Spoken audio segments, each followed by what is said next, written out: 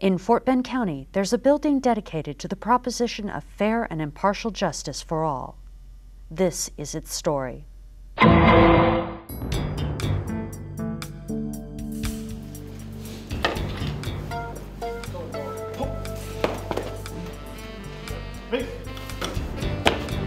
One of the keystones of our American democracy is our justice system.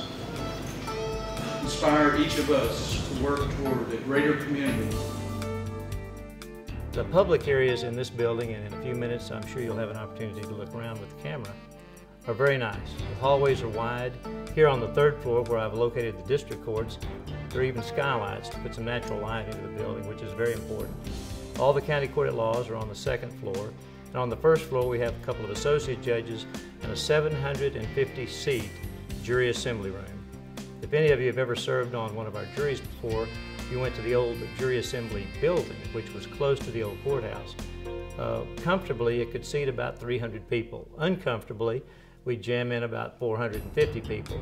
So now it's a great relief to be able to have as big a panel as we need to call, and frequently we'll have 450 to 550 jurors come up here on any given Tuesday.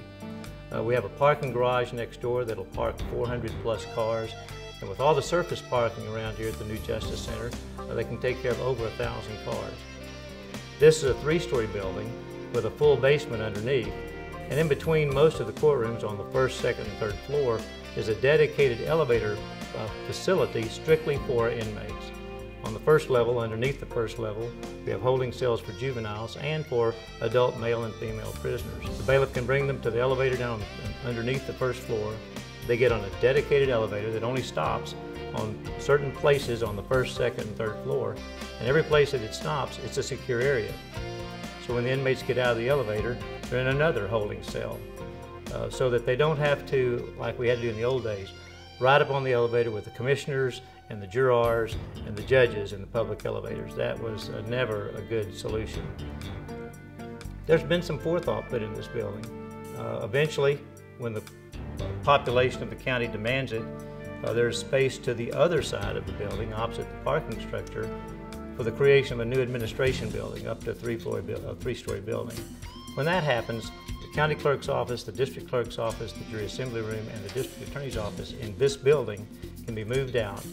And the forethought in this building already has located the columns, the elevator shafts, and all of that, so that the rest of this building can be completely filled with nothing but courtroom.